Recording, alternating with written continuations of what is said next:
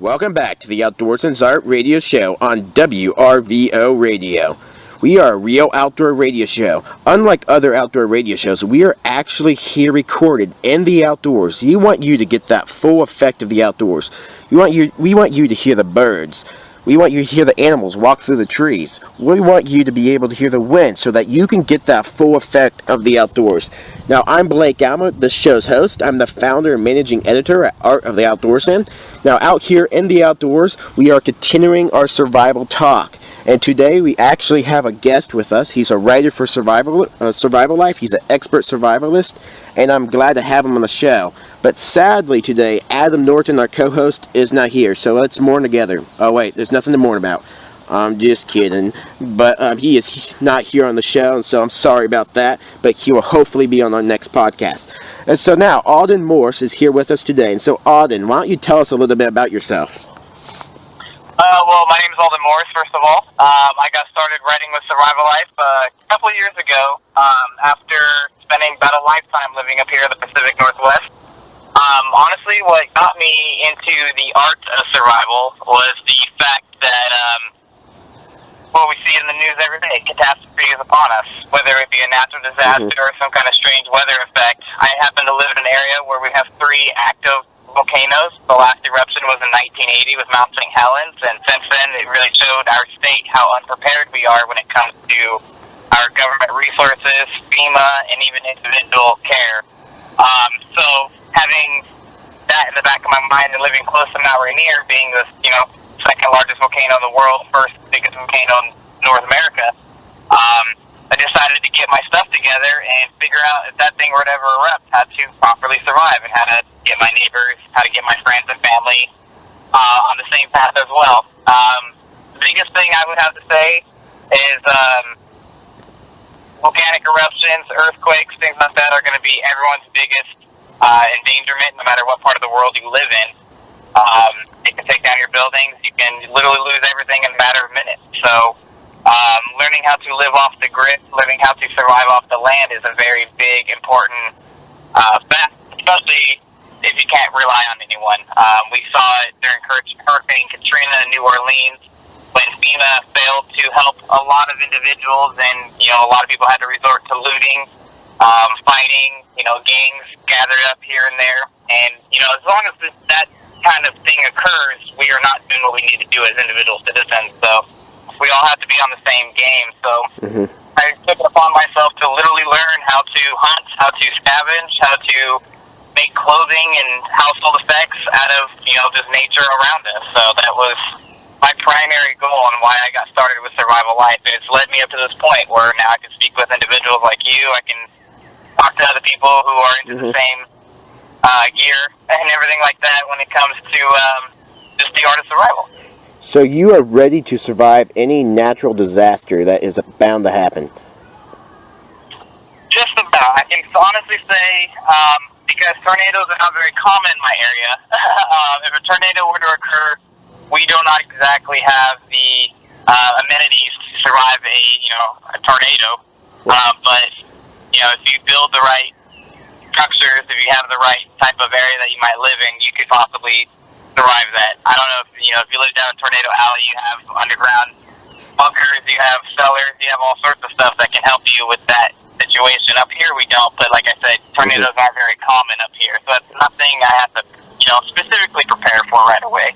Yeah, here in the Midwest, tornadoes are probably our number one natural disaster.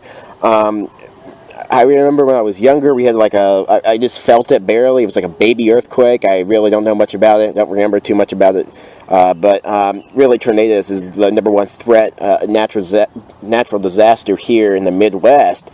But quite frankly, that's the only one that I'm really prepared for, because there's nothing else for me to really sit there and prepare and get ready, as we have awesome shelter and stuff, and so we can hide down there during the event of a tornado, and so we'll be okay there. But we don't have no hurricanes or any of that because we're not off the shoreline or nothing. And so anyway, so I got a couple questions for you, but I know you love survival, and so I'm going to ask you, why do you love survival? Honestly, it's a great alternative to what our society offers as of right now. Everyone, if you're not into video games, if you're not into the movies, if you're not into just your basic distraction, you don't really have much else to go with unless you have, your play money and things like that, where you can go quadding and motorcycles and stuff like that. From here, especially the Pacific Northwest, we have beautiful trails and scenery.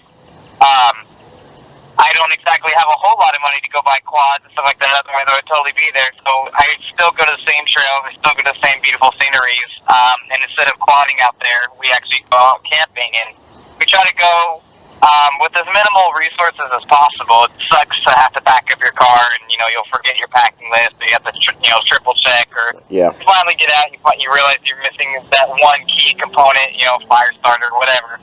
So it just kind of came down to us, like, why don't we just learn how to do what our ancestors did and just properly live off the land, have everything at our fingertips. And it comes down to knowledge. If you don't have, certain supplies, you can make up for it with knowledge. So that's primarily why I got into it, just to make the whole camping experience with the friends and family easy as possible and exciting as possible. A lot of people get very easily impressed when, if you shrug off something that you forgot, you can just easily, if you forget meat, for example, on your camping trip and you have a rifle, you can just provide that meat for friends and family. You honestly gained a lot of respect and a lot of, followership as well. People want to learn that kind of survival skill as well. Yeah, I love survival. It's my favorite outdoor pursuit, that and trapping, and they go hand in hand.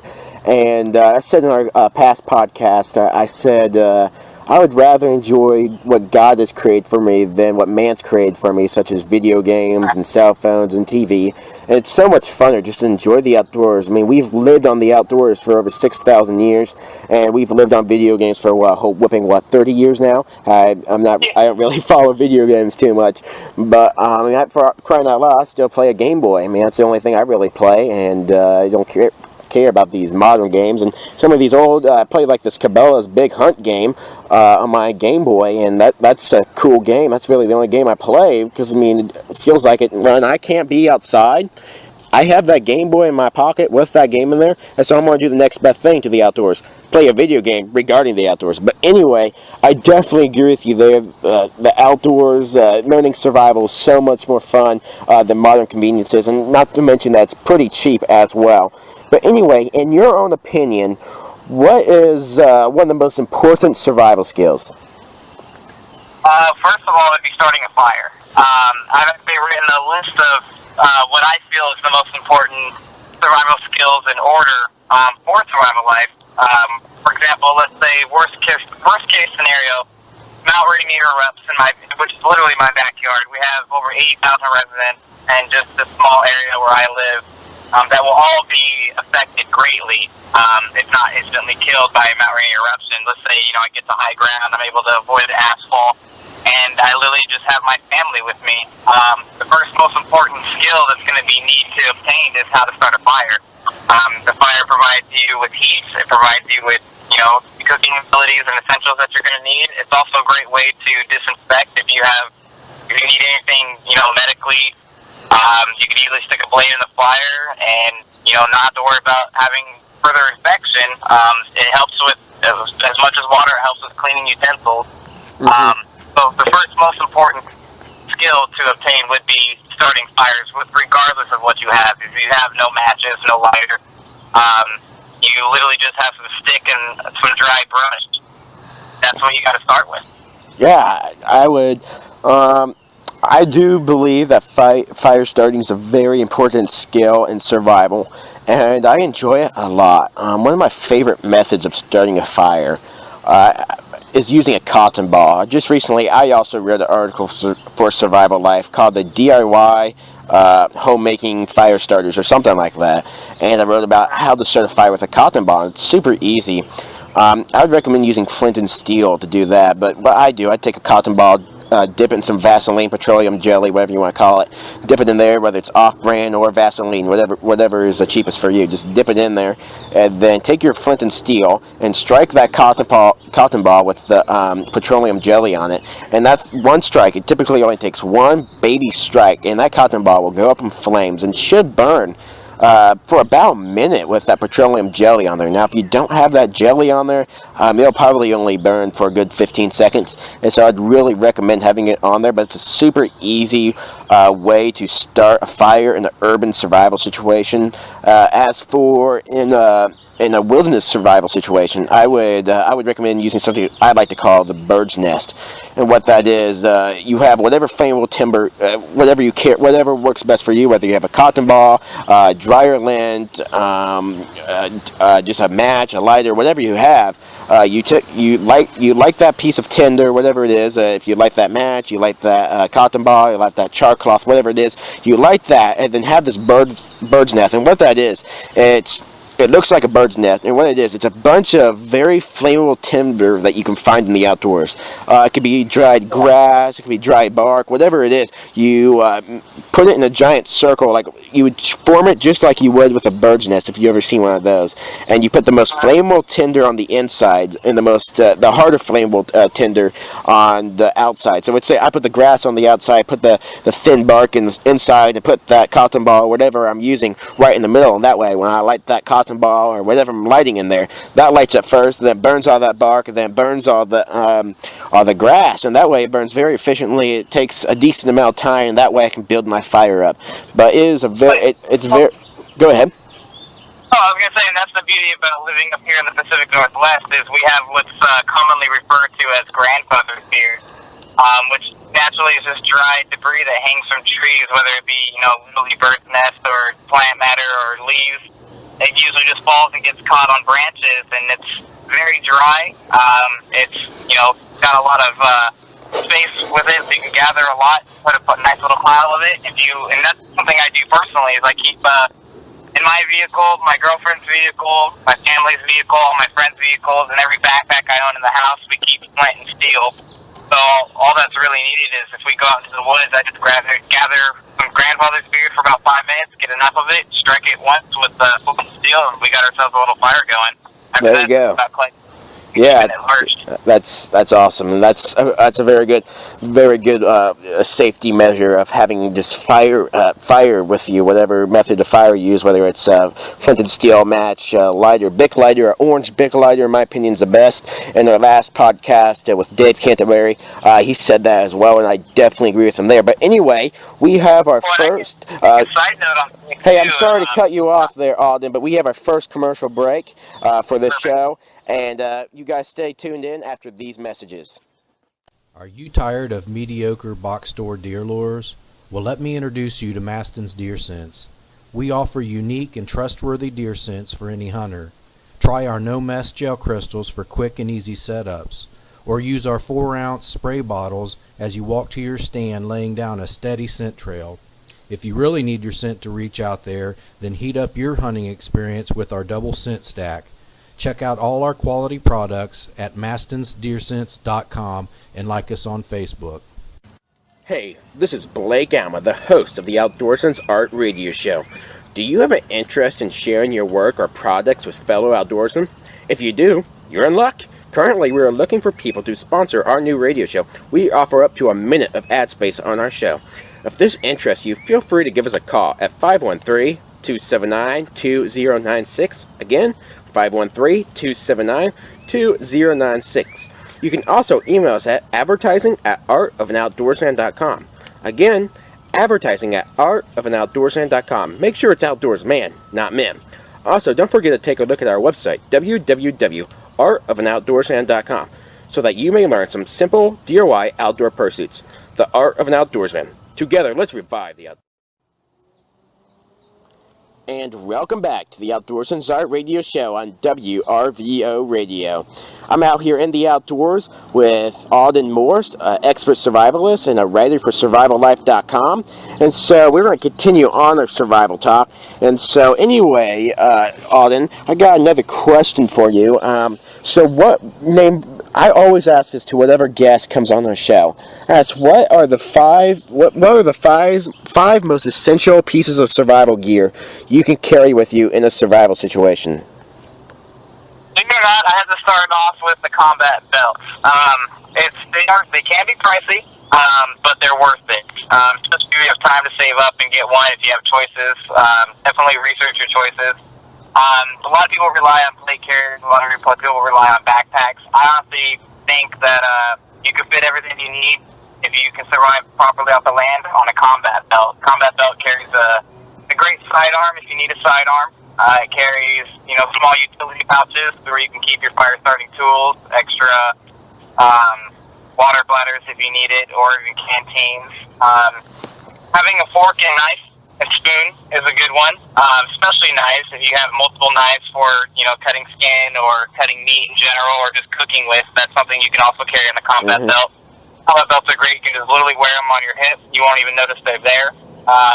Now, where can you get these at? I personally have one from Beez Combat Systems out of Utah, Salt Lake City, Utah.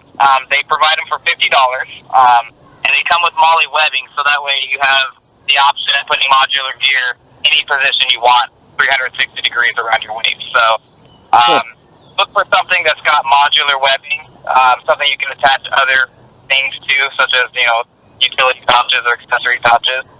And even, if it's a leather belt, you can strap extra things on with a leather belt. So those give you, like I said, they carry comfortably on your hip. You can go anywhere with them. You'll never need to ditch them. You take them off at the end of your day to sleep, put it back on when you wake up. That's interesting. And so, that, in your opinion, that is one of the best pieces of survival gear you can have on you. Oh yes, because the amount of extra tools that you can carry with that belt. So. Okay, that's neat.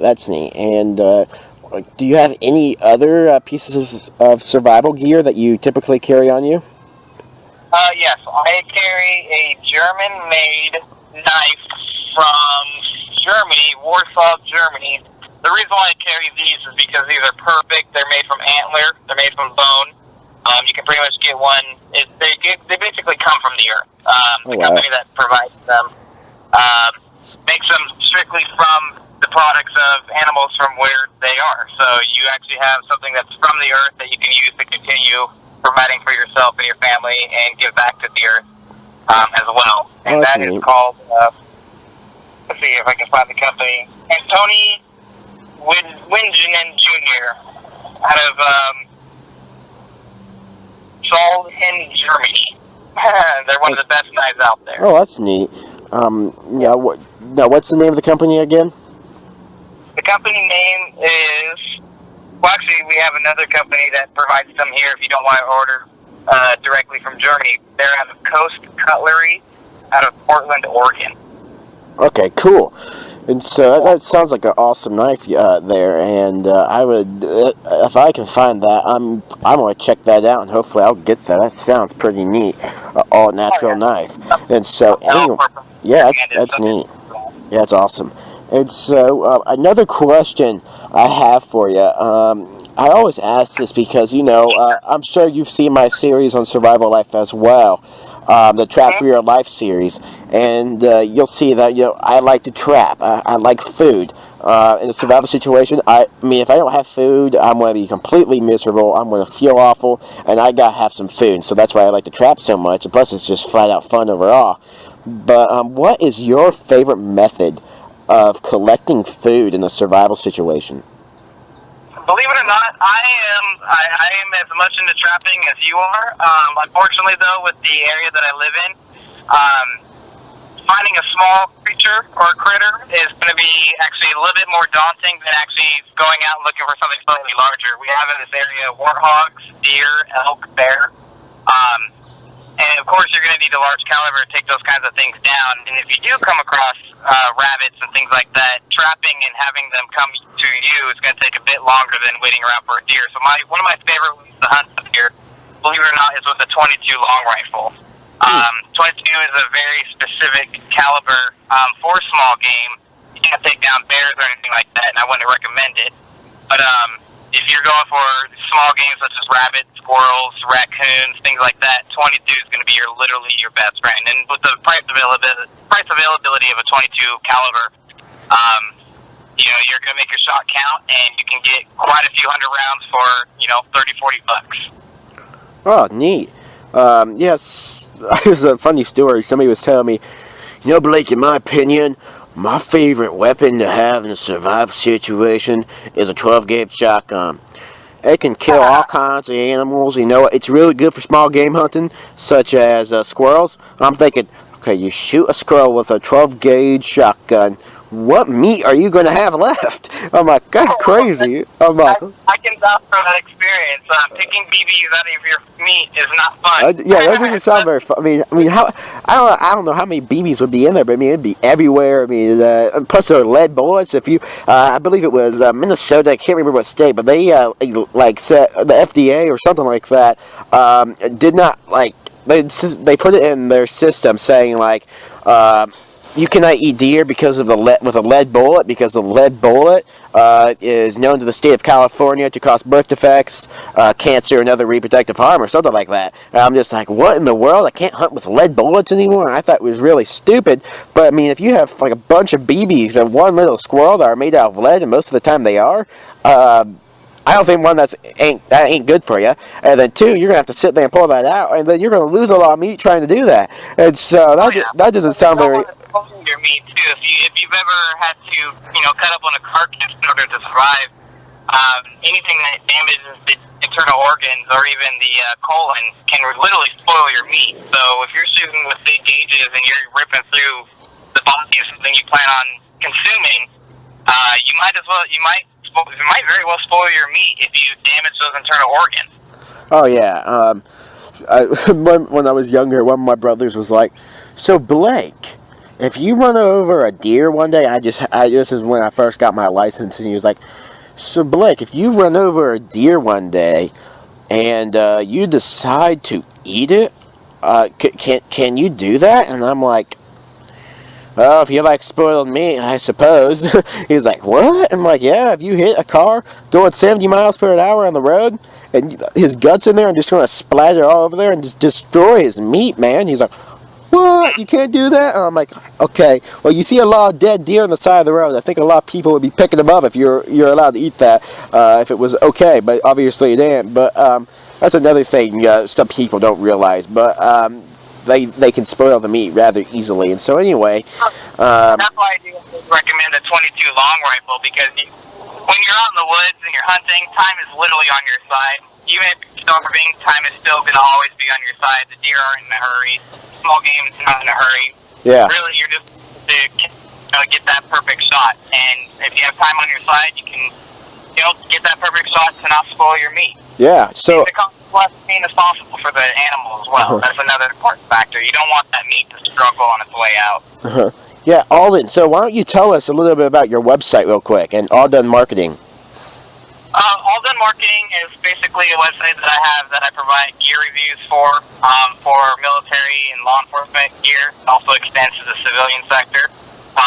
A lot of military gear is provided specifically to the civilian sector, so that way the civilian sector has, the Second Amendment rights, their opportunity to defend themselves. And that gear that we, sell to our military is solid gear. It's usually made in the United States, so it supports our local economy. It's made from 500 or 1,000 denier cordura, so it's going to last you. The only thing that can really destroy it would be fire. Not a lot of people are going to put themselves through fire. And, it's as long as you're supporting your local economy and you got yourself nice, solid gear, you can't go wrong with that. Yeah. So what's the URL for your website? It's alldonmarketing.com. ALLE as in Denver, ONE, marketing.com. Okay, so guys, visit his website, alldonmarketing.com. Great website. I was just there the other day. He got some good articles that you can read. You can get some from him. He has some really good work. You can go to survivallife.com and see some of his articles. He got some good gear reviews up there. He got some videos, real good stuff up on Survival Life and at his website. So anyway, Alden, it was really good talking to you. I appreciate you calling in. Thanks for coming on the show. I hope you have a good week. You too. All right, see ya, Alden. You have a good one. Sounds good. You too. All right, bye-bye. Well, that was awesome having Alden on the radio show, and I was glad that he came on the show, and I hope you guys learned some stuff with Alden, and he got some really good information out there on the internet. And so anyway, please check out our website, www.artofanoutdoorsman.com. At that website, you can learn all kinds of outdoor pursuits, not only survival, but everything else you love. And so also, now we have a new website for our radio show. You can check that out at radio show, www.radioshow.artofanoutdoorsman.com. Again, www.radioshow.artofanoutdoorsman.com. Also, you can follow us on Facebook at the Art of the Outdoorsman. That's our website, Facebook. And then you can check out our radio show page as well on Facebook, The Outdoorsman's Art. You can also follow me on Twitter at Blake T. Alma. Again, Blake T. Alma. Or on Instagram at Blaker2000. Again, Blaker2000. Now, if you're interested in sponsoring our show, please call us at 513-279-2096. Again, 513-279-2096. Or you can email us at advertising@artofanoutdoorsman.com. I'm Blake Alma, the host of the Outdoorsman's Art radio show, and I'm glad you came on our show today. And please tune in on our radio show next week and the week after that, and keep coming back because we got more information regarding the outdoors for you. Thanks for tuning in. You guys have an awesome week.